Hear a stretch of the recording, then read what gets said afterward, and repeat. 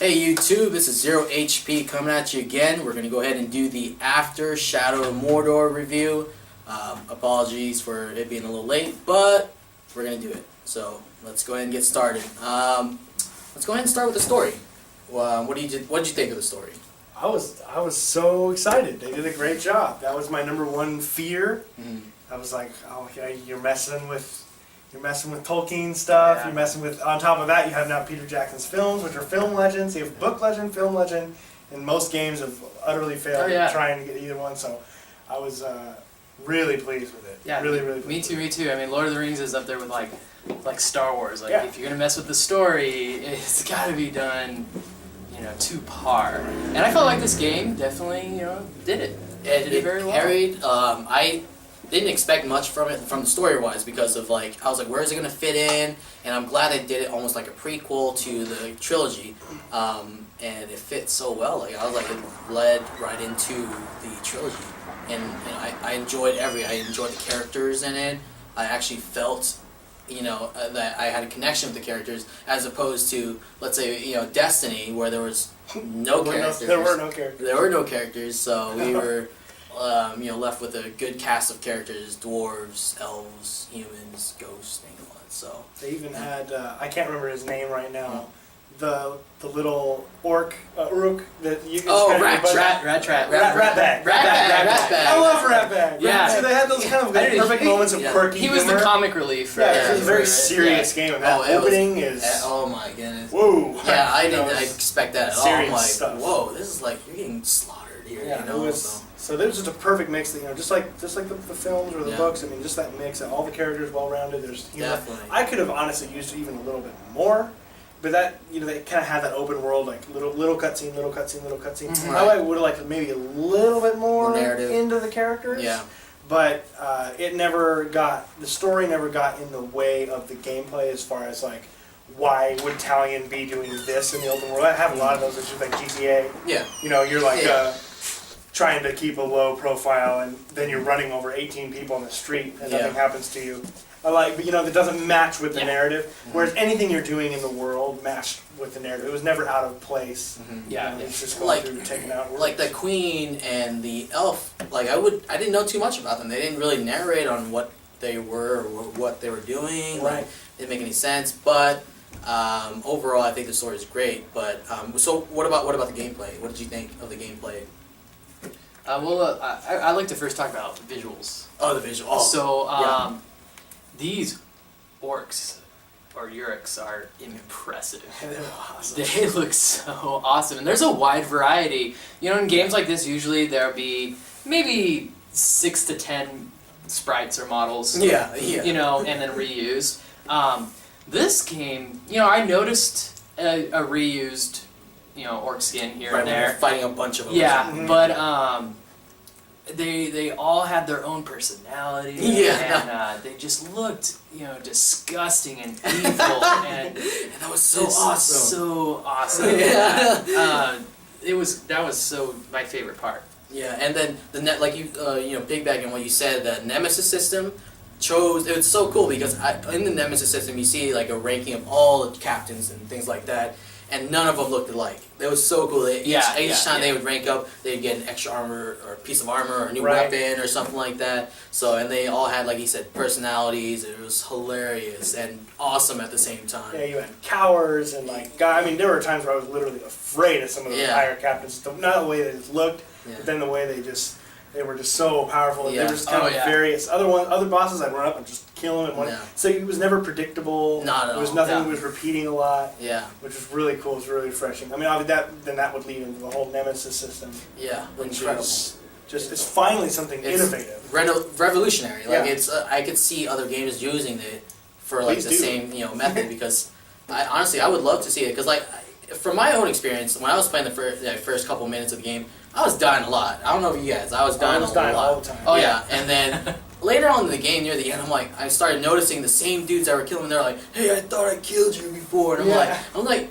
Oh yeah, I remember. You saw the Nemesis system remembered me better than I remembered them. Yeah. It was that intense. It was really, really cool. Yeah. One thing that surprised me that I didn't realize was in there was, I had killed a captain, and then all of a sudden, Like, I came into an encounter with an orc, and he's like, "Look what you did to my face!" And I'm like, "Is that that's that dude? Oh my god, I hate that guy." I actually thought that was a glitch the first time. I killed one, and it was the same guy. And I was like, "What the? I already killed this fucking guy." Yeah. And then he when he saw me, they do the encounter part. Yeah. And he goes, and I had shot him. He was running away. The first time I killed him, I shot him in the back of the head. Yeah. And he goes, "Your arrow almost took my head off." I was like, "No way!" They survived those encounters. That was really cool. Then that was like, "Oh, this game is something else." I definitely enjoyed my time there. So. And I guess the last part would be just like the actual controls itself, the gameplay, the different kinds of, between like the stealth, the combat, and then you had all your RPG elements. Were you guys getting into that quite a bit? I did. I like the stealth element. I liked the stealth element up until the point where, you know what, I just want to kill a bunch of orcs. So I'm like, I'm just going to walk in there, be a badass, and just kill everything. So. By the end of the game, you've unlocked so many abilities that all of a sudden I got really cocky and I was not afraid of dying, and I would just charge into places and not even come close to dying. And at the beginning, you had to be careful. Yeah, and that's part of the game. Like at first you start off like almost helpless, and then later in the game I noticed that too, where I got a little overpowered, where I could just destroy entire armies of orcs, like just fight for 15 minutes straight. Like I had no problem doing that at all. Yeah. So I felt like at the end game, and I don't know if it was the system's fault or the game's fault, but I felt overpowered because I guess up to that point I was killing a lot of orcs. So I got a lot of stuff. Yeah, absolutely. So, no, I mean, it was, the combat's fantastic. Yeah. The only issue I ever took, because for like gameplay wise, on a controller, because I know you played it on PC. Yeah. I don't know if you ever had this issue. I didn't. It wasn't really their fault. Assassin's Creed does a lot better, I think, with controls. You have to literally, for like execution, is like triangle and circle simultaneously, and like they're like, and sometimes you'll kind of miss it and you won't do it and you get hit and you lose your. That's kind of annoying because with Assassin's Creed, you're holding down the right trigger, and then each button does a different thing. Combat, go the right trigger, and each button does something else. Non-combat, a little better. So that was an issue. It's a very small nitpicky issue I had. But actually, other than that, on the PC I was playing with the 360 controller. Okay. So you had to do the same thing. I had to do the same thing, right? Yeah, it was Y and B, and then I didn't actually have too much problem with it. No, but every now and then you would fumble. It's just like one of those things where it's just like every time it's just kind of an awkward thing. Just kind of fumble, right? Yeah, and Y and B is kind of awkward. Yeah, you had to like it like that. Just I mean, again, not a huge deal, but just something that's sort of like probably could have figured something else out. But I loved the stealth. I was even when I was super powerful, I just loved doing the brutalized ones with the triangle. You turn around, the rest of them run away. Can we say so sick. The execution in this game are probably my favorite execution in any game they're ever. so cool. They were so brutal. Like compared to Assassin's Creed, they were just brutal and bloody and just amazing. Like I know that's weird to say, but the more blood and guts, the better. It was so sick. I mean, they really ran with because there was a lot of Uruk and Urukai decapitation. In the films, and Aragorn's always chopping their heads off. I feel like they did go with that. How much we liked that. Yeah, and they really bought into that, and it worked perfectly. So what was your biggest gripe about the game? I had two. So one was, I did like the side missions and everything, but I wish that there was more reward. Collecting all the, they were called Illidan. Fieldins. And the little artifacts. The artifacts, It really didn't nothing happened at the end. I think little story tidbits were cool. Yeah. That came with the artifacts. Cool, yeah, and the little information, but I think it was just an achievement I got. Yeah. I wanted a power up or something. Yeah. Which brings me into my second issue was with the power ups and the runes.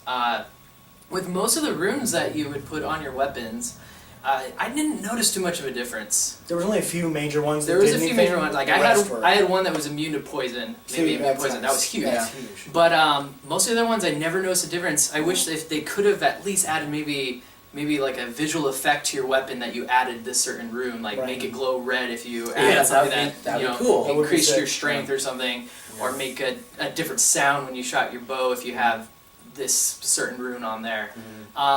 Yeah, they were always like really specific, like get +2 bow shot on a silent headshot kill while stealth. Yeah, that makes no sense. Yeah. You have 40% chance to do this, 66% of the chance. How about like 25% extra melee damage? Yeah, exactly. There we go. Yeah, just simplify that down. Get that down. Yeah, those were the two biggest complaints of mine. So I mean, other than that, those don't really stack up to much. Yeah. A lot of it's nitpicking. No, a lot of it is nitpicking. Exactly. The only one that I would say that wasn't nitpicking that I really did have an issue with, and I won't give anything away story-wise, but the boss battles are so lame. Yeah. They're so lame. Yeah, they are. And the very last one is literally a quick time event. Yeah. Click, click, click, Oh, done. yeah. I couldn't believe it. I was expecting this big showdown. Yeah. Don't get your hopes up. Me and Chris were playing it, and all of a sudden, It was over. he was like, "Is that it? Is that it? Like, that's it." And I'm like, "No, that's not it. This is culminating not it. battle. Not it." Ranking up there compared to Halo 4's ending, how bad was it? Because Halo 4 ending Halo boss 4 battle ending was not even a boss battle. Yeah, Like, I would say it's about the same. yeah, it was a cutscene. I would say that's yeah, they were both cutscenes. Yeah, it was cutscenes. That's So It was bad. Yeah. Wasn't no Destiny ending. And I'm not a huge, It not a wasn't huge an ending. There was no fan. There was no Destiny. ending. You just keep. Just keep on doing Which they announced today. Let's not even get started with Destiny. Bungie announced today that Destiny 2 is in production. Oh, Oh, God. great. So, I'm gonna wait on that one. Yeah, I'm gonna wait on that one. I'm not even. But yeah, I'm not a huge fan of the sequel baiting either. Like, you know, again, not to give anything away, but he's just like, it's almost like a Halo 2 moment. A lot of Halo draws here. He was just like, says this kind of like catchy phrase. It kind of did not fit with the rest of the game of him. He was like, murder. And it's when they're like playing rock music. Like, what the fuck was this? So like they kind of messed up the ending, but for the most part, the story was fantastic. I liked it too, and it was a really good game. So Yep. So yeah, scores. Scores, yeah. what do you think? So I would give it an 8. An 8. Okay. I think if they release a sequel, that it will be better. Just to fine tune. It just needs fine tuning. That's it. Yeah, This does. game just needs fine tuning. Solid game. That's it. Yeah. What about you? I'd actually go 9 out of 10. Okay. Just the foundation itself is so solid. There weren't any bugs that I really witnessed. Just needs, if it needs is fine tuning, which I completely agree. I go 9 out of 10. Perfect. Cool. And I'm working on my review, so you can look forward to that coming out very shortly. Before we go ahead and end the video, I want to go ahead and give a quick shout out to Jackie. She's doing our website. We really do appreciate it. So we're going to go ahead and send you all this content. So thank you very much, and thanks for watching. Don't forget to comment, and subscribe. Yes. Comment and subscribe. Peace out. See ya.